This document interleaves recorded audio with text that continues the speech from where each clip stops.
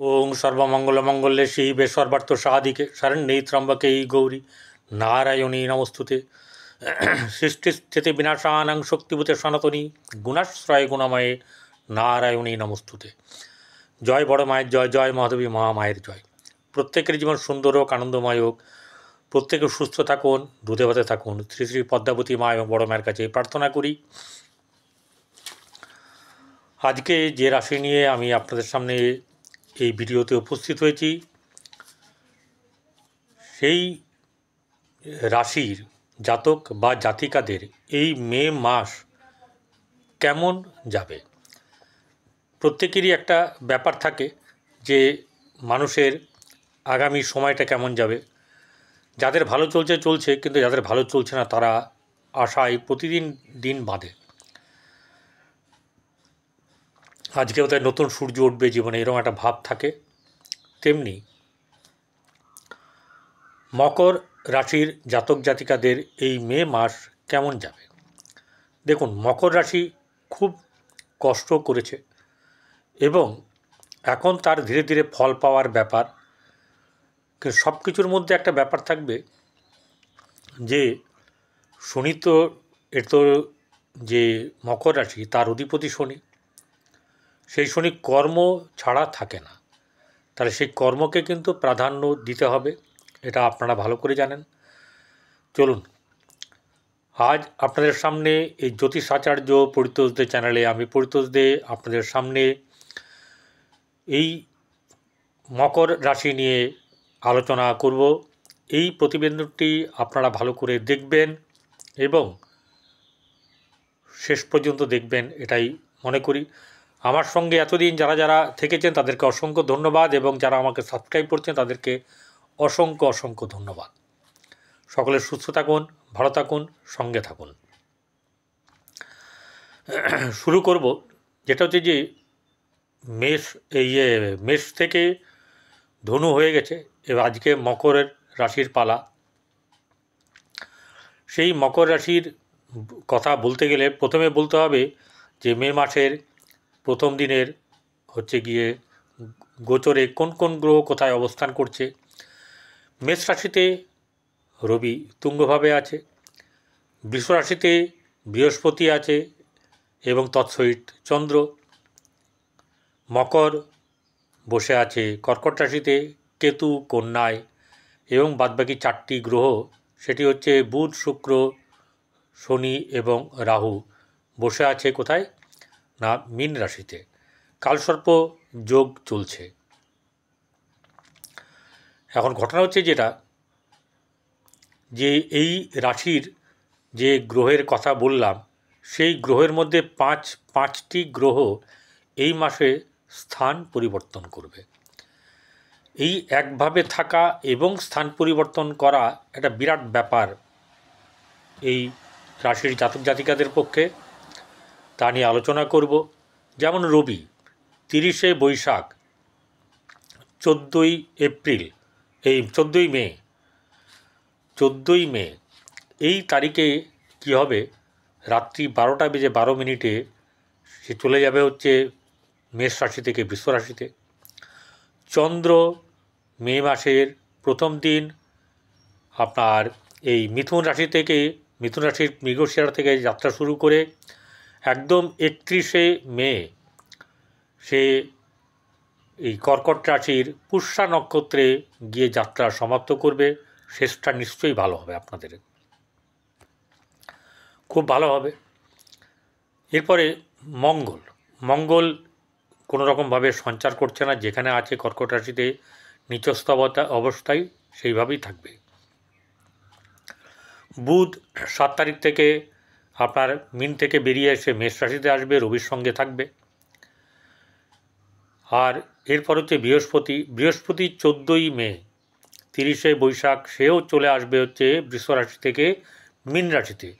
সেদিনকে কীরকম হচ্ছে, বৃষ রাশি থেকে বৃহস্পতি বেরোবে আর রাত্রে রবি বৃহস্পতির ঘরে, মানে বৃহস্পতির যেখানে ছিল সেখানে এই বৃষ রাশিতে ঢুকে যাবে। এরপরে যেটা দাঁড়ায় সেটা হচ্ছে গিয়ে শুক্র হচ্ছে 31শে মে একদম লাস্ট দিনে বেলার দিকে, মানে ধরুন ওই 11:34 নাগাদ সে মীন রাশি থেকে মেষ রাশিতে আসবে।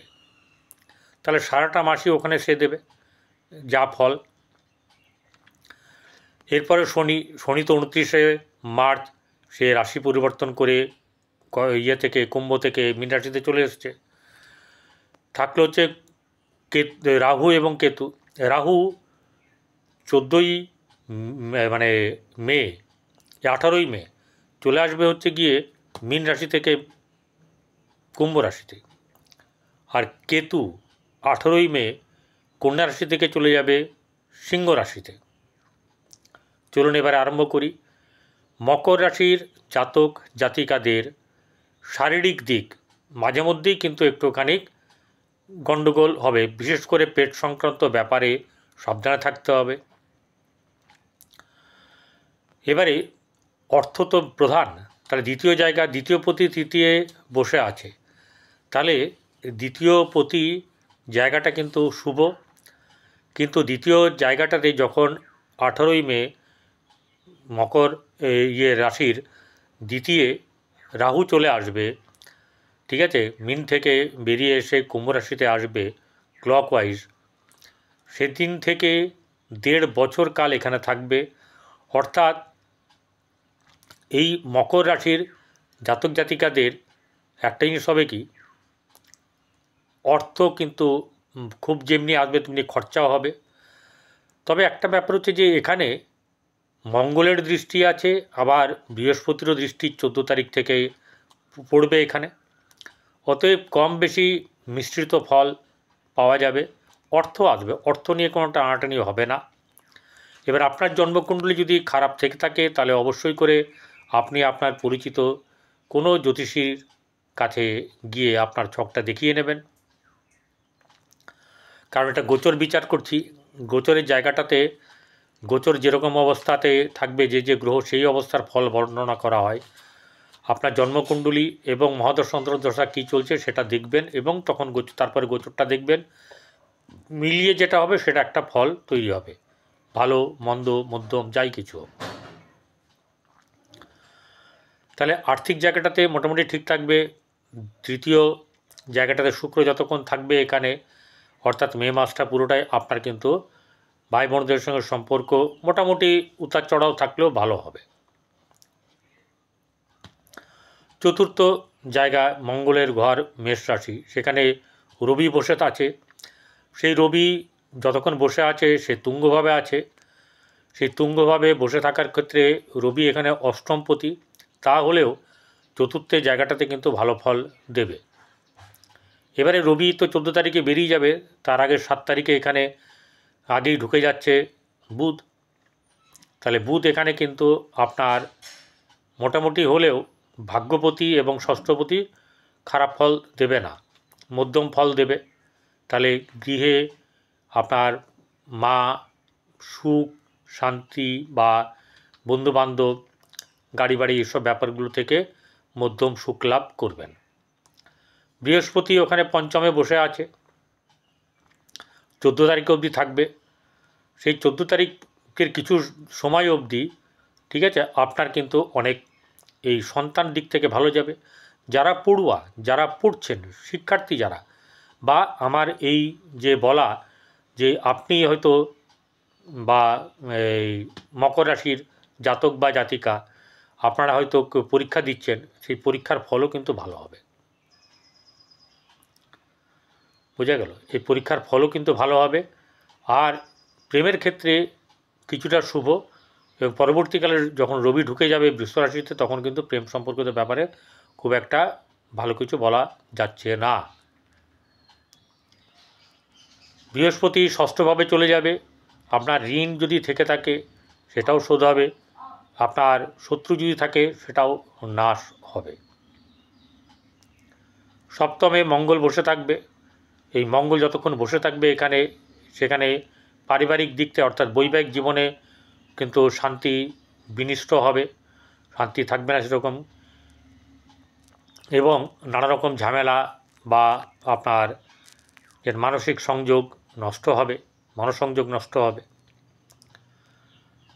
ব্যবসা বাণিজ্যের ক্ষতি হবে, এই ব্যাপারটা কিন্তু হবে।